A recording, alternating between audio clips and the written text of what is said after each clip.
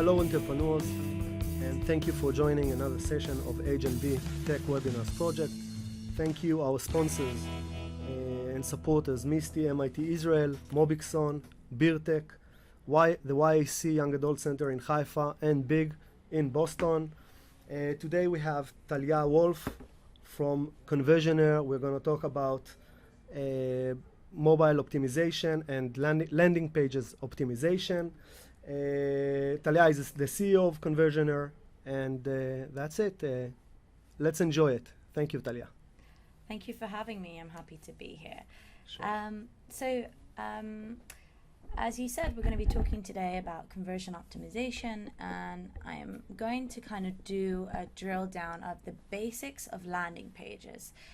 We're going to talk a bit about the basic of a landing page, what it's built from, and what are the 5 most important elements of it. So I'll start by introducing myself. So I'm Talia. I'm the founder and CEO of Conversioner.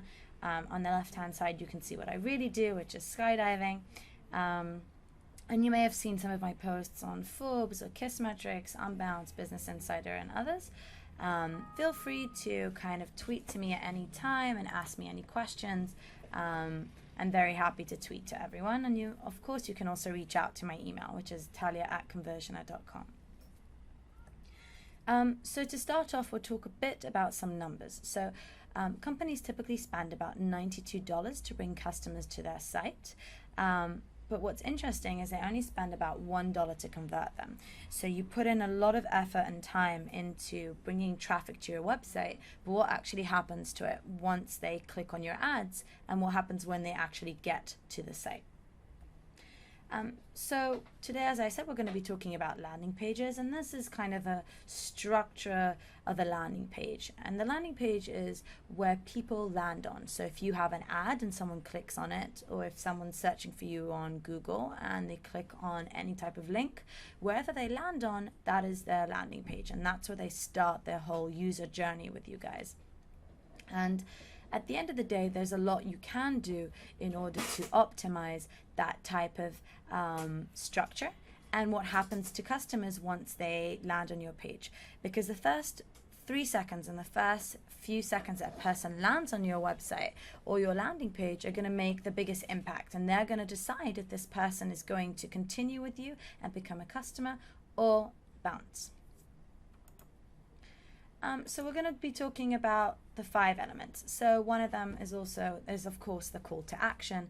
Then we'll be talking about the messaging of the landing page. We'll be talking about the images and how to actually create a good image for your landing page, the colors and what impact they have on you. And we're going to be talking about the entire funnel. So what does it look like from the second a person clicks on an ad to landing on your landing page, and the connection between the two. And we're also going to be talking about how to test landing pages, and we'll get to that soon.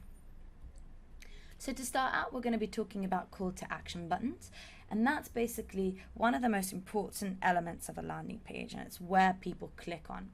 So call to action buttons are supposed to be the first natural thing a person looks at when they land on your landing page.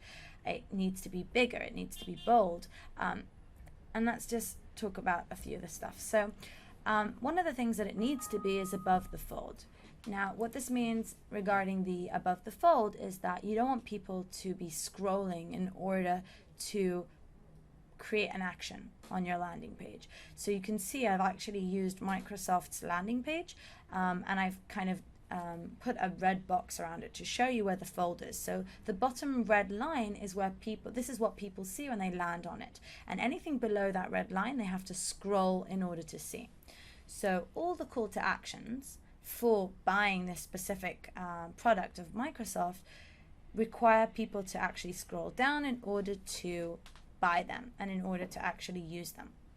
So obviously they do have a shop now button above the fold, but if you want to get people to actually only perform one action and save them the time from clicking on it a few times, you want to have the call to action above the fold as much as possible. You also want to make sure that you only have one call to actions. So if you look at Salesforce's landing page, It has 3 different call to actions. So what exactly do they want me to do? Do they want me to view a demo? Do they want me to try a free trial? Or do they want me to see their solutions? And if you also look on the left, you'll see they have a link to learn more. So at the end of the day, one of the things that you'll notice is that we see a lot of messagings during the day. We see hundreds of people telling us what to do and tons of websites. And we get muddled up and we're not really sure what to click on. So our customers, our visitors need our help, and we need to tell them what to do, what to click on. So having one call to action tells them exactly what you want them to do and how to do it. Other than that, we want to talk a bit about the position and its color. So as I said, you want the call to action to be the first natural place a customer looks at, the visitor looks at. So it needs to be prominent, it needs to be in the middle, and it needs to have one specific color that is basically kind of contrast to. I said you want to make sure that the call to action button is the first natural place a person looks at. So you want to make sure that it's centered, that it's got a contrast color, meaning it can be seen and it's not hidden within all the design of the landing page. One other thing you'll notice in this landing page is that we've placed all the elements around the call to action button. So its position, basically all the items around it are kind of making you look into that direction. So the call to action button run is the center of focus. It's in a contrast color, it's green as opposed to the blue landing page, and it has all the elements around it to support it and show that this is the right place to look at. This is also a good look at a call to action button, because you can see that the landing page itself is gray and blues, but the call to action button is in yellow. So the first thing you look at is the call to action button telling you to start trading. A bad example will probably be this landing page. So the landing page is green, but all the call to action buttons are green. So other than the fact that they have too many call to action buttons, which is what is a Bitcoin, how to buy Bitcoins, how to sell Bitcoins, open an account, log in, you've got many kind of call to actions, but also you can't actually see them because they're green. So obviously you can't really find them or click on them. We're also going to be talking a bit about the messaging. So what does it say? What do you want to write on your actual call to action button? So it needs to be short and to the point. It needs to be action oriented, and it needs to be clear and easy to understand. So you want to make sure that people really get what you're offering. So it doesn't have to be an entire sentence. It should usually be in between 2 to 3 words, and it needs to be to the point. So you can see that Unbounce here has been using their call to action to basically say, get my free ebook now. So it's it's action oriented because it's telling you to get something. It's short and to the point, and it's very easy to understand that when you click on it, you're going to get an ebook. This is another thing that's important about messaging in general of a landing page. So it's not just the call to action.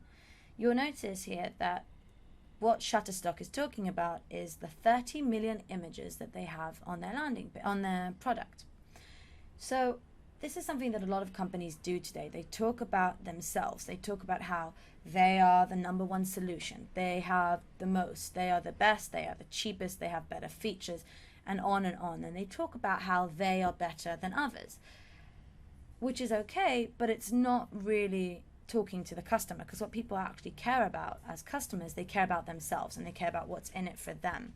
So when you're talking about the messaging that's on your landing page, you want to make sure that you're addressing your customer's emotional sense. Manpax actually has a really good example. They could actually write, the best underwear and socks and shaving essentials if they wanted to as a title. But instead, they tell you how your life is going to change by using their product. So it's your morning ritual refined. By using this product, your entire morning rituals, everything you do in the morning is going to change. And it's a much better promise than 30 million images. I have a question, if I may. Yeah. We just saw 2 examples of landing pages, one without people, and very big images. This one has a face, for instance, and the other one had nothing. This one. Yeah. This one, for instance. Although this one has a lot of text in it. Yeah. But what would you prefer? Like clean thing with a nice and good contrast, with less words, or something that with a model in it that explain like the vibe of the So land. we're actually going to get to that in a few minutes, but the most important thing to remember is that our brains are geared towards visual. So the first thing we see anywhere is the visual, is the colors and the emotion that we get from it.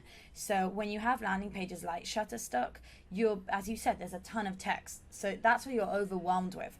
When you click on this landing page, the first thing you see is this guy, and it gives you a sense of impact. So obviously the images have a very big impact on your landing page, and you want to pay a lot of attention to them. Okay. And here we are. So our brains process images 60,000 times quicker than text, and 90% of the information transmitted to our brain is visual. So, for example, this is one of the most well-known heat maps examples. So this is on the left-hand side. You can see what happened when they had the baby kind of staring towards the user. And you can see a heat map basically shows what people are looking at and where they're clicking. So most of the people were clicking on the baby's face. And then the second part that they did was on the right-hand side when the baby's looking at the text. And you can see that all the clicks have moved to the right. So you can use an image to focus the visitor's attention to a specific element. And you can do that with the design. So if we take a look at Whistle, for example, you were asking about the image. So you have a powerful image and the dog is the first thing you see. So they have too many call to action buttons, in my opinion. But the one thing that they do is they use the dog to center your focus towards the call to action button. So the first thing you look at is the dog's nose, and it kind of focuses you towards the call to action button. Yeah, exactly, just like an arrow. And it's a really good use of images. Another way to do that is by using elements around the call to action. So we saw it on one of the landing pages I was showing before, when you basically place a ton of images around the call to action. So the first thing you look at is that center, because there's so much going on there and you have those images. And obviously the call to action here is in contrast. It's got a glaring yellow color, so it is the first thing you look at. This is a landing page that we did for a dating site. And you'll notice that one of the things that we did is we had all the people in the images kind of looking towards the call to action. So the main woman, who's actually, the main feature you look at on the right-hand side, she's definitely looking towards the call to action button. And she doesn't have to point towards it as an arrow like the dog. She can just kind of tilt her head and smile towards it, and it already gives you the kind of immediate kind of look towards the call to action button. And you've got so much going on here, and you have two call to actions. You have the sign in and find my match, and you have tons of images around here, but still the first thing that you look at is the call to action button. So you can use images in a very good way. This is actually my favorite landing page, because it's for a charity, and it's charity water, so they're trying to get more water and to clean water up for African children and to Africans in general. And one of the things that always happens with donation sites is they always try to make you feel bad. So if you look on the on ads on the internet or even on TV, you always see these sad kids, and it really makes you feel bad about yourself. But to be honest, people, when we donate money, we say that we're donating because we want to be good people, we want to help out, but we donate because we want to feel good about ourselves. And when you see a picture like this of a kid who's drinking and smiling, it really gives you the idea, okay, if I donate money, I'm going to make this person feel this way, and all the African kids are going to be happy and shiny and smiley, and everything's going to be amazing. And donating is about yourself at the end of the day. You tell yourself it's not, but it is. It's about the feeling you get back. So they're doing an amazing job here by using this kid who's smiling and happy, and she's also looking at the call to action. So they've done a really nice kind of strategy here about kind of getting you to feel good about your donation, and also getting her to look towards the call to action button. Also, they have here the price already. Like, it's already there. You don't have to decide. They already made the decision for you. Yeah, that's one of the things that I really like, and it's really connected to what I was talking about before, that we have too many options. And in psychology, you have something called analysis paralysis. So if you have too many options, our default is not to choose. And then one of the good things to do is to choose for the customer, not just by giving them one call to action, but by also telling them, okay, you're going to donate $40. That's what you're going to be doing. Or you're going to click here and you're going to get this plan. because when you help people, they tend to take an actual action. But if you're giving them too many options, they close up and they prefer to not choose. So I started by saying that one of the most important things is the funnel itself. So what happens when a person clicks on an ad, and this is a media ad that says, you know, the best investment decision I've ever made, and it's kind of like a banner that you see. Maybe. But then what happens is you click on the banner and you get to a landing page. So you want to make sure that the messaging that you have on the banner is actually correlated to the message on the landing page. You know, a lot of people talk about, I want to get more traffic. So you could, you know, write 3 donuts to anyone who clicks. I mean, that, you know, that's a good way to get up conversion rate. So you can put on, you know, half naked women there and get people to click on it. But if a person clicks on an ad and gets to a landing page that doesn't basically, you know, give the promise of what he clicked on, they're going to bounce. So your bounce rate will go up and you'll get less conversions. So it's really important to make sure that your messaging, even if it's not a banner, if it's just an ad on Facebook, if it's an ad on Google AdWords, you want to make sure that the messaging is continuous and people can get, you know, see what they have expected on the landing page.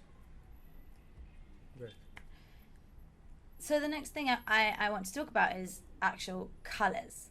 So colors have a huge emotional power on us. And you can see we've created this design to show you a bit of how colors make changes. And we'll look at a few case studies in a few minutes.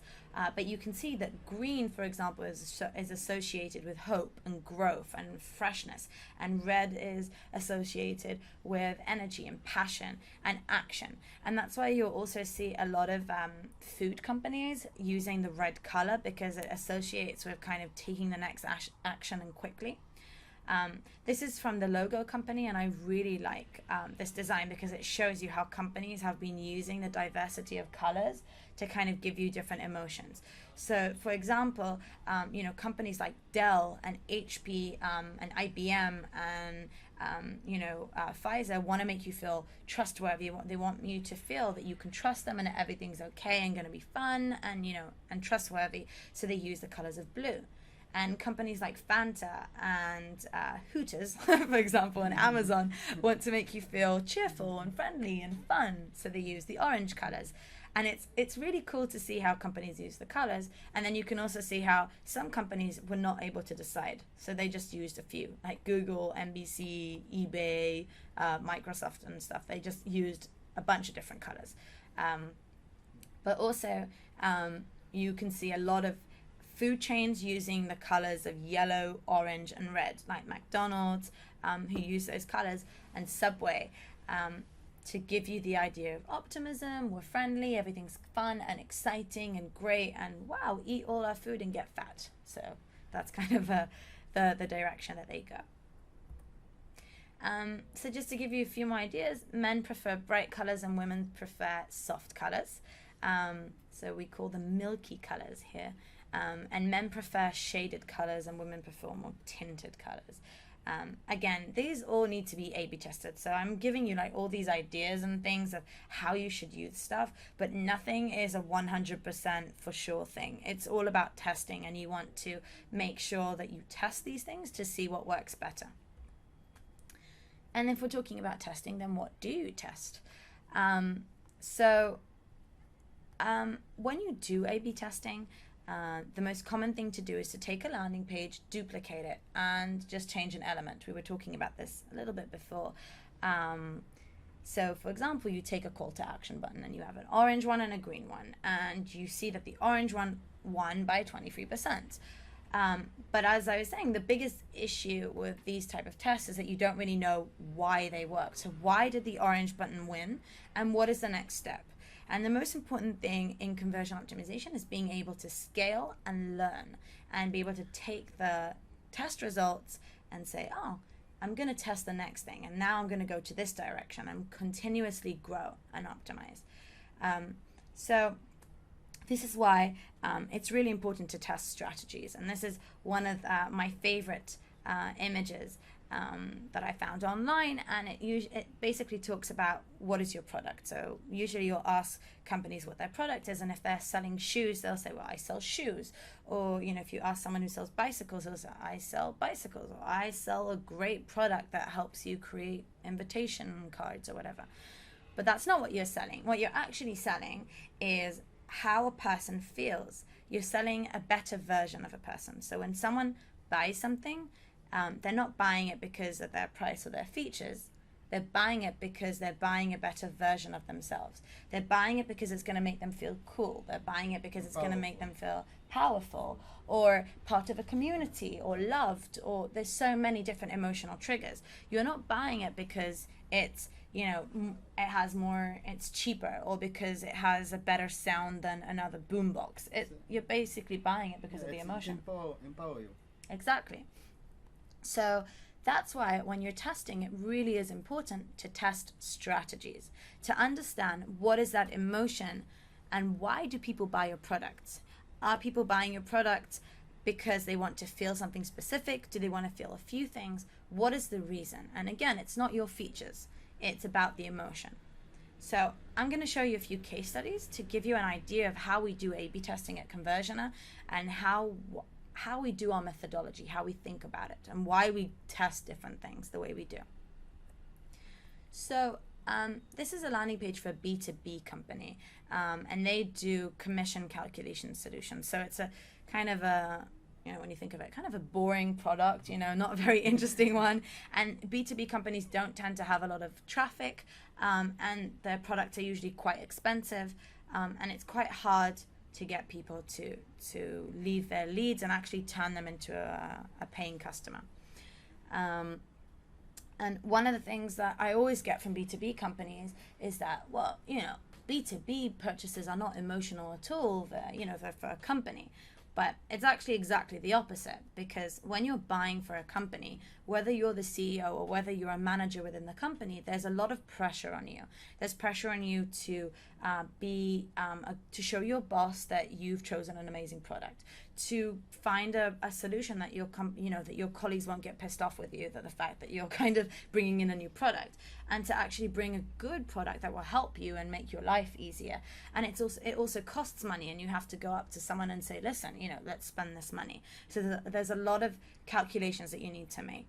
And that's why when we created our landing page, we went for that lead your team to success. So you'll notice that they said, we're the #1 solution for commission calculation, and no one cares. So we went for the lead your team to success, because at the end of the day, the people who are buying these products are managers who are buying a product for their colleagues. So we did mention that they're the #1 solution for commission calculation, but that's not the center of the thing. The center is the fact that you, by buying this product, you will lead your team to success. And you can also see the technical changes that we made. So obviously we added an image to give you more emotion, and we changed the whole kind of registration form. So from the right hand side with all sorts of things you need to fill in and a lot of text, we changed it to something more easy and quick that looks easier to do. And we saw a 98% increase in leads for that. Which was a lot of fun, because again, they don't have a lot of traffic, this company, because it's B2B. Not a lot of people search commission calculation solutions on Google. So it's good to see that it's not just, okay, an increase in leads. We didn't just, you know, open the faucet and say, oh, okay, let's just bring in leads, but they were valuable leads because these leads understood the value in this product. This is a B2C company, and they do online invitations for your parties. So basically, if you're having a party for your child, you would create the invitation card on their website. The only problem is that to do this, you actually have to download the product, sign up, pay, and only then create the invitation. And the payment isn't a one-time payment, it's an ongoing payment. So you can either pay for a yearly subscription or a monthly subscription. So there's a lot of issues to deal with. But in general, their landing page is a good landing page. It has a good contrast call to action. It has one call to action. It has happy people smiling there, and it tells you exactly what the product is. But when we did our research, we realized that most of the people who were using this product were parents, and they didn't care about the fact that they could do custom online invitations in minutes. What they cared about was the fact that this invitation is going to be, that's going to show all their friends how the party's going to be, and it's going to be in their name, and people are going to judge them on this invitation card, and they're going to say this invitation card is going to tell them if this party is going to be amazing or if it's going to suck. So we created 2 different landing pages. So this was the first one that we created, and we kind of took the whole kind of cat image, and we, instead of kind of saying it's free, download now, we started with get started, and we had the send fun birthday invitations, and it's treat guests, set the party scene, stand out, and it's all about you and the outcome of your party. And we saw a 42% increase in revenues. So this is interesting. We saw a 12% increase in downloads, 18% increase in registrations, I think, but 42% increase in revenues. So the bottom line, which was what matters, actually saw the most increase. This was another landing page that we created for them, and it's a completely different outlook of it. It's a birthday invitation at start now. You have the squirrel thing, a lot of balloons and parties, and we saw 114% increase in revenues here. And one other thing that we added here was the trusted by 15 million people, to give the trust element to people, to show that other people are doing this. So within all this design and the colors that we used and the messaging, we were able to show people that using this product will make your life easier and cooler, and people will think that your party is going to be amazing and fantastic, and that they have to attend. And that was what made the difference. So this is a landing page for a company that does backups. So it's a cloud. It scans your computer and it saves stuff for you. So it's kind of a competitor to maybe Dropbox in some way. And this was the original landing page. And obviously we did our research, and we found a few things. So one of them was that most people that were using this were either tech guys who were looking to save their stuff, or parents who wanted to save their children's images and kind of work on their, make sure that all those cherished memories are saved. So we used the whole look of, your memories are precious. Get started, save them now. Don't lose out on all your memories and lose everything. And now we saw an 82% increase in downloads for the actual product. And the second landing page that we created was a more techie look. So it was more about, have a safe place for all your files, unlimited storage, automatic backup, and really kind of giving more of a technical background. And you can also see that we used the guy's head to kind of lean in, and the computer to kind of navigate you towards the call to action button. And this saw an 82% increase in downloads. I started showing you this case study at the beginning of the presentation. So it's a dating site in Singapore, and this is their original landing page. It actually looks very good. And you can see they were using the people to look at the call to action button. And they also used a really cool testimonial on the picture to kind of show people that, wow, this site helped me find my true love, and stuff like that. It works. It works, yeah. And then we did 2 landing pages. So this is the first landing page that we did. So you can see what we wanted to do here is maybe create a bit more of freshness and to give context. So here you have people in the background, but we wanted to show how life can turn out to be. So if you use this company, you would basically have a date, but not only will your life be complete because you're romantic, you'll also be on this beautiful beach and everything will be amazing and fantastic. And we kind of changed the registration form, and we added some trust icons to show people, this is a well-known brand, and we added a bit more text at the bottom to tell you that you're going to be matched up with the perfect date, and we put in a lot of effort to find that person for you. And we're still using the girl to point towards the call to action button. Also the color. Blue. Yeah. It's trustworthy. Exactly. So we kept the pink for the passion and love and feminine, and we used the blue to create trust. So this saw an 89% increase in revenues, And the second design that we created was this design, which we discussed before. So you can see that we used all the kind of people to kind of look at the design. And you'll also notice that we changed the sign-in. So before, when we looked at the design, the sign-in was open. And in this variation, we closed it. So it was basically a link you could click on and open the sign-in. And this saw a 304% increase in revenues, which was, again, these are case studies. So you always show the best case studies. You don't show, oh, this failed, this sucked. But yeah. But I think what you can conclude from the last one is that people as models are really a big influence on other people, like decision making when entering an interface. Yeah, people like to see themselves. People want to see. This is in Singapore, so obviously, you took people that are from Singapore, from that area, and you can see yourself if you're a female or a male. You in one of these pictures, you will find yourself. You're either an old guy, or you're a tech guy, or you're a woman, or you're a businesswoman.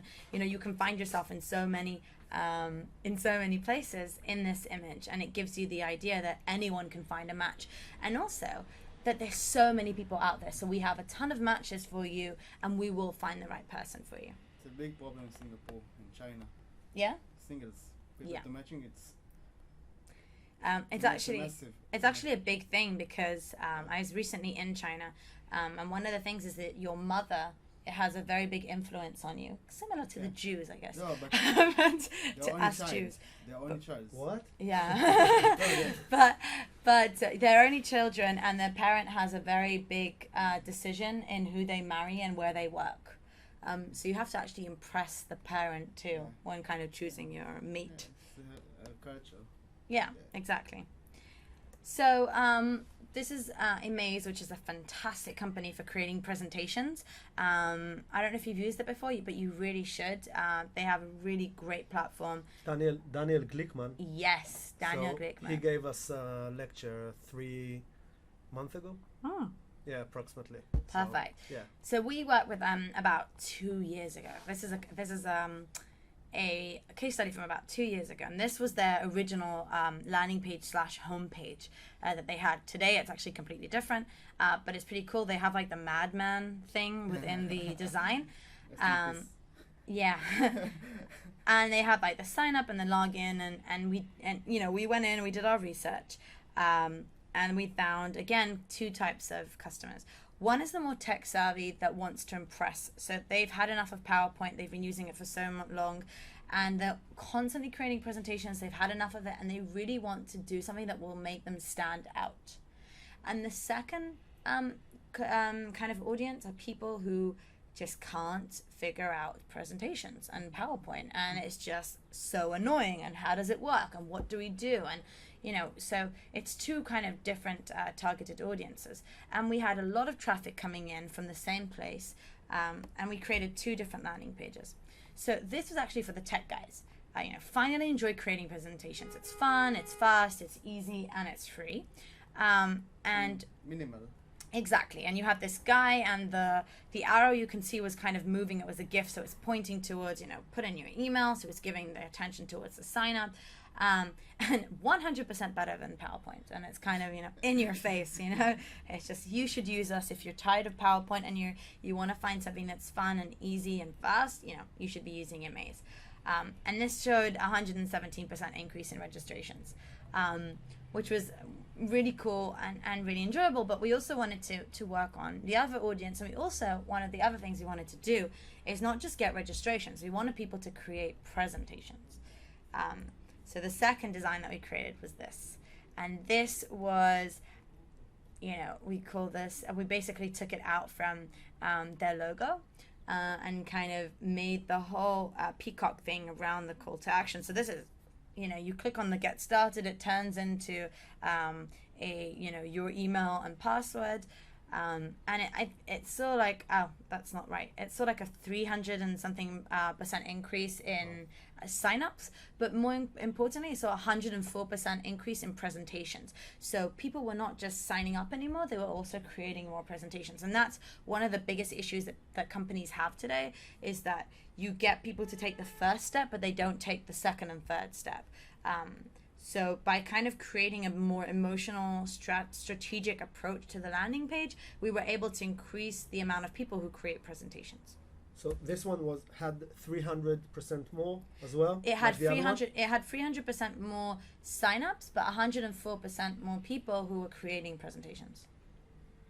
And this landing page is still their Amaze's landing page. So they've been using it for about 2 years now, and we're starting to work with them on a few new projects. But that's so far we haven't been able to beat this landing page. So with the right shape, you don't have to choose actually models, like people as models. You can use whatever item you want, whatever. This is part of the logo. It is part of the logo, but it's not just the logo. I mean, what matters is also the colors. So we talked about the whole red, yellow, and orange are fun, exciting, amazing. So that's really good. You have a strong call to action button, and you have everything telling you, okay, make your presentation stand out. It's just going to be easy and quick, and let's just do it. It's not a show, it's a funny thing. Exactly. And it's get started. It's not fill in all your information, let's get started. It's it's a quick and easy thing, and it's been working very well till today, so it's kind of cool. So takeaways: marketing is not a battle of products, it's a battle of perceptions. This is my famous and most favorite quote by Jack Trout, which maybe summarizes everything we spoke about here. So there's a lot of things that you can do in order to increase conversion and to create a good landing page. But the most important thing to remember is that it's not a battle of products. It's not about your features or your pricing. It's about how people perceive you and how your customers see you, how they think you will change their life. And that's probably the most important takeaway that you can take away from here. And the other one is that reality sucks. And the reason I put this in here is because it's up to us as marketers to sell the dream to our clients and show them that reality doesn't suck. And if you use our product or our service, life will be a little better. And that's kind of... Don't sell too high. And don't sell too high, because, Titanic doesn't always work out. So yeah, that was me. And as I said, you can tweet to me at Talia GW, and you can email me, and you can also find a lot of our blog posts on our blog, a lot about how to do emotional targeting, and a lot about how to start with conversion optimization, how to do A/B testing, how to build correct landing pages and test them. So if you have any questions, feel free to reach out to me, and I'm happy to answer them. Thank you very much, Talia. It was a real pleasure. A lot to process now. Yeah. And to work on, for sure. Kobe, you want something to... How about the mobile? Mobile conversion. So Yes. I'll say something short. A lot of companies today are going for responsive design. I'm not a big fan of that. Responsive design means that you take your screen and your desktop homepage and you minimize it and squeeze it into this small device. Now, the reason I don't like it is because this is essentially saying that everyone who uses desktop uses mobile exactly the same way, and I should create the same user journey for them. And it's not the right thing, because at the end of the day, we use the devices differently. So we use mobile differently and we use desktop differently. So you want to create a specific user journey for mobile users. And even if you do a responsive design, which is good because you don't want to be getting people to pinch and stuff, which it's important, but it's not a conversion optimization strategy. If you want to get more signups or more paying customers within mobile, you have to pay attention to what your mobile users are doing on your site and where they're going to and what they're clicking on, and create a user journey for them. Now, doing that is extremely expensive. Doing mobile, right now there's, wow, everyone's hooting and going insane. It's Tel Aviv. Perhaps it's my car. So, So today you have a few options. You have two options. You have create a mobile app, which is extremely expensive, and who has money for that? Or you can create a responsive design, which is okay, but as we said, it's not really good for conversions. So actually, there are a few really cool tools out there right now, and 3 tools that you can use for mobile optimization. One of them is called Banana Splash. I'm on their advisory board, so that's why I'm shamelessly promoting them. It's okay. It's a good They do some fantastic work with helping mobile landing pages. So you can basically trigger, you don't have to spend a ton of money in designing a new experience for mobile, but you can use a quick message and a quick action-oriented message to mobile users. So check it out, and it's called Banana Splash. And if you have any questions, let me know. Great. Perfect. Thank you very much. I hope you enjoyed like we did for sure, at least like we did. Take what you can out of it, and if you have any more questions, you can approach Talia, I'm sure. See you in our next session. Thank Bye. you, Talia. Bye. Thank you, Kobe. Thank you, Dad.